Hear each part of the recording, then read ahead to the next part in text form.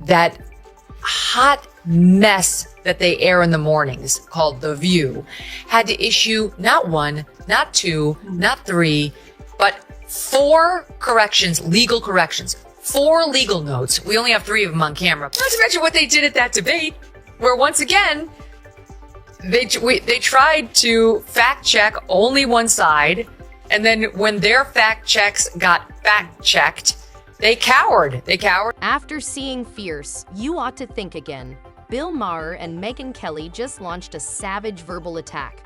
The hosts might never recover from a loss worthy of a championship match, and the 2 media giants ruined all The View says it stands for. This moment, which is reminiscent of the final round of a great championship fight, was not only extremely dramatic, but also a total failure for the hosts. About Whoopi Goldberg, because I got so many texts this week because she attacked me the week before. Sure. So everybody was like, "Oh, Bill, I get you're enjoying the karma." First of all, I'm going to talk about this at the end of my show next week, teaser. But there is no thing as karma, okay? Get over that. This was not your normal debate. The internet is still glowing from the explosive blast that 2 fearless media heavyweights, Megyn Kelly and Bill Maher, unleashed when they ventured into hostile territory. Ignore the stale political taunts. This was a full-on roast. Maher and Kelly took the heat with their biting sarcasm, icy accuracy, and dash of realism. Clearly, The View was unprepared for the hosts tried to hide, but when 2 seasoned giants strike, hiding is impossible. Disgusting. She's Anna Navarro in your wildest imagination. You could never solo host a show. You will only ever make it as part of an ensemble, and you could never hope to achieve the success that Tucker Carlson has. So you can sit in your little cheap seats all day long and enjoy your little negative henpecking, but your careers are going nowhere, and Tucker is about to dominate. Bill Maher is up first. He's not your normal late-night show host. Maher avoids politeness and burns the safe places that even die-hard liberals hide behind because he thrives on discomfort. When Maher comes after you, he's not kidding around. He's going all out. Just ask. Joy Bihar's Maher described her as the queen of half-baked, boiled-down remarks, comparing her to a scratched CD stuck on the same old, shabby spin cycle. She is noisy, conceited, and resistant to sincere criticism. Maher labeled her stick a recycled outrage with the depth of a kiddie pool rather than just condemning her. The View. Well, that's the problem in America. But There is one view, right, and one that's clearly true opinion, and everybody else can go sit in the corner. We just understand that part of our sorry racial history in this country is that the point of view from a black person is often going to be very different and sometimes shocking. Then came Whoopi Goldberg. Maher wasn't buying Whoopi's act of being the wise elder in a group of beginners. She started every comment with, well, actually, merely to offer up something terribly outdated or uneducated, which is why she was pulled. He exposed her supposed knowledge as nothing more than shallowness, posing as deep comprehension. Ma didn't hold back. Maybe say something that actually makes sense. Brutal, he said, if you want to be the voice of reason. Atrocity. It was one of the worst moments in American history. And when you think about the worst moments in American history, like World War II, things that happened, like the Holocaust, chattel slavery. Yeah, the January 6th is right up there next to the Holocaust and slavery. Just when you thought The View couldn't get any worse, Megyn Kelly stepped in like an intellectual wrecking ball, in contrast to Maher's sardonic barbs. Instead of laughing, Kelly delivers hard facts and hard truths with cold, calculated accuracy.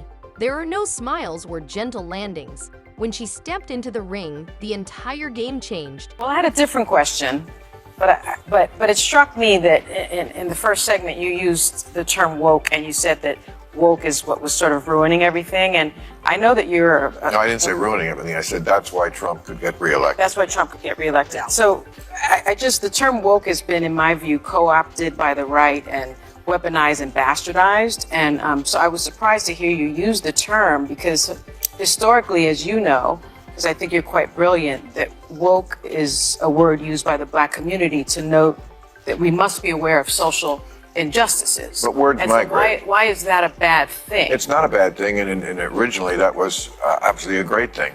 Alert to injustice. Who's not for that? But words do migrate. There was no going back once Kelly brought up the contradictions in the perspectives. She did not come to cast shadows, she came to demolish. Her attack on Whoopi was a takedown similar to what would occur in a trial, not merely a reply. Kelly used her legal background to analyze Goldberg's opinions on free speech and cancel culture, proving that Whoopi had no real grasp of the First Amendment. Kelly not only exposed her as out of touch, but also showed how dangerous she was. Let's talk about what the ladies on The View are saying. It's somewhat stomach-turning, but we have a clip. Let's watch. Word has just come down that Fox News Media and Tucker Carlson have agreed to part ways. Wave. They're disgusting. She's Anna Navarro. In your wildest imagination, you could never solo host a show. You will only ever make it as part of an ensemble, and you could never hope to achieve the success that Tucker Carlson has. So you can sit in your little cheap seats all day long and enjoy your little negative henpecking, but your careers are going nowhere, and Tucker is about to dominate in whatever space he... The takedown proceeded as though it had been orchestrated for maximum humiliation, with a group of hosts pretending to be the sage and logical voices on one side and Maher and Kelly on the other, one with brutal sarcasm and the other with unyielding reasoning. The most remarkable thing is that the View crew didn't realize how badly they were losing. They kept landing hits despite flailing and deflecting. They were invincible together. Melania Trump came out and said she's about as pro-choice as they come. And here was the reaction on The View. I think she hates him. Yeah, well, yeah. Okay, so we can all That's a agree on given. that. That's a given. I also think that she wants to take him out. She does not want to be the first lady anymore. Look, this is a network that still runs out fact checks to these women, like it's concerned about them staying factual. She hates Trump. She doesn't want to be near him. She doesn't want to be president again. She destroyed the Rose Garden, and she hates Christmas. That is what passes for news on a network. They did a presidential... It wasn't even a game, and by the conclusion, the View squad seemed to have just been taken through a crash lesson in humility. As Maher and Kelly demonstrated clearly, the polished facade of mainstream media swiftly crumbles when confronted with real knowledge and unwavering honesty. The echo chamber was shattered, the hollow virtue signaling revealed, and the shallow conversation revealed to be pointless, repetitious, and reality-averse. Goldberg was angry when Alyssa pointed out that Trump went to the funeral of Officer Diller. Yes. On Long Island, and Joe Biden went to a podcast. Look at Whoopi Goldberg's reaction. Choose what you like there, but for Republicans, it was good imagery. Really? One day later, yes. And I'm asking that because I was so offended because you know who showed up. The View often positions itself as a public education tool, but let's be honest, Maher and Kelly's appearances make it obvious that the show can't teach a goldfish to swim. Mark provides perceptive, nuanced remarks based on decades of dealing with real-world issues, while Goldberg parades around reciting well-known cable news items as if they were scripture. The precise, focused, and incredibly potent intellectual equivalent of a drone strike is Kelly. Enough to remember when it was the conservatives who hated this. Yeah. Okay. Bill Maher, who has been the standard bearer for liberalism and in many ways leftism until the woke went bananas in this last decade, but for decades, that's what this guy has represented in America. I want you to note the tone they all talk with him. I want you to look at Sunny Hostin's body language and the way they look at him and everything else, just because he is a lefty who hasn't gone... Furthermore, while The View is using the same hackneyed sound bites and cliches, Maher and Kelly are raising the bar. After watching The View, it's like going to a masterclass and coming away feeling less smart. It's the clearest example of how mainstream media has collapsed, with hot air and hashtags replacing critical thinking. Maher and Kelly, on the other hand, are returning the conversation to its proper location, where it is grounded in reason, fearful of the truth, and wholly unconcerned with the phony polish of mainstream comfort zones. Has to be for everybody. Right. We can have platforms that have stuff on them that not everyone on that platform or who consumes stuff on that platform enjoys. And The View is a particularly weird place to do a cancellation.